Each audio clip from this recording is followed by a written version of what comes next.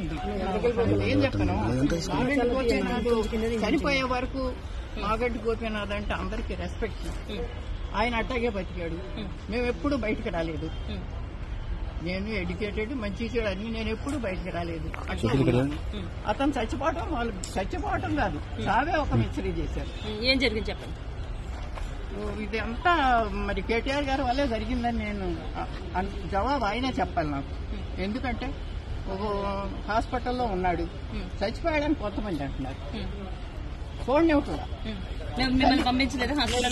పంపించలేదు. స్టాండర్డ్ గా ఆ తల్లి అన్న వదిన రాకూడదు లోపలికి, ఎక్కడికి రాకూడదు, ఐయూసీ ప్రెమిసెస్ రాకూడదు.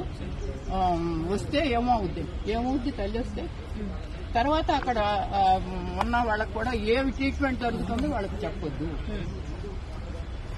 అసలు జబ్బు చేసిందే నాకు తెలియకుండా హాస్పిటల్కి తీసుకెళ్లిందే నాకు తెలియదు. ఎవరో హాస్పిటల్ తెలిసిన ఆయన ఫోన్ చేసి బాబు వచ్చేసాడు అని పెద్ద బాబు ఏంటి గోపి ఇక్కడ ఏంటంటే వెళ్తే రానివరే. అలాగే ఇప్పుడు కూడా వాళ్ళ కొడుకుని కానీ మీరు ఎందుకు చనిపోయినప్పుడు ఎందుకు రాలేదని చెప్పి అయితే అడుగుతున్నారు. భార్య ఎందుకు రాలేదు, కొడుకు ఎందుకు రాలేదు, గోపీనాథ్ గారు చనిపోయినప్పుడు ఏ కారణం చేత వాళ్ళు రాలేదు. వాళ్ళు ఏ కారణం చేత రాలేదు మరి ఈ ఊర్లో ఉన్నదాన్ని అన్నీ.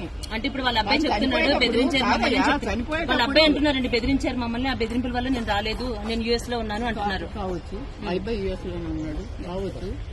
ఎందుకంటే నేను ఇంట్లో ఇక్కడ పిల్లడు అక్కడ ఉండంగానే ఇంకా చనిపోయాడో లేదో తెలియదు, వెంటిలేటర్ లో ఉన్నాడు. ఒక్కసారి చూస్తానంటేనే నన్ను కన్న తల్లిని, ఆడికి 63 ఏళ్లు, నాకు 92 ఏళ్లు. ఏమ్మా చివరి దశలో ఇటువంటి బాధ వచ్చింది ఏంటి, పిల్లని చూస్తానంటే చూడలేకుండా చేసి 3 రోజులు మరి వెంటిలేటర్ అట్టు పెట్టారు.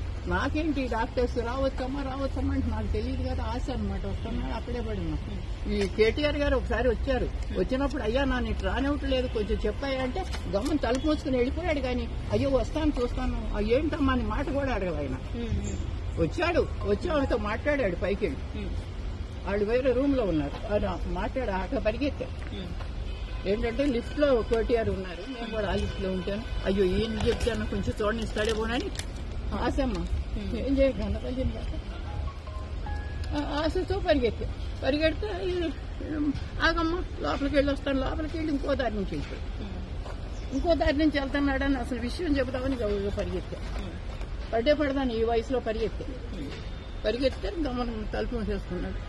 వెళ్ళిపోయి అయ్యో ఒక్క మాట అయ్యా బాబు ఒక్క మాట అయ్యా. వచ్చారు మరి ఆయన వచ్చే వరకు ఈ చనిపోయిన బాడీని ఎందుకు కట్టి పెట్టారా అన్నది ఆయనకి తెలియాలి. ఆయన వచ్చిన తర్వాత ఎందుకు డిక్లేర్ చేశారా అని ఆయనకి తెలియాలి. నాకు తెలియదు కదా, ఈ కేటీఆర్ సమాధానం చెప్పాల్సిన విషయం. ఎప్పుడు చనిపోయారు అన్నది క్లారిటీ లేదు.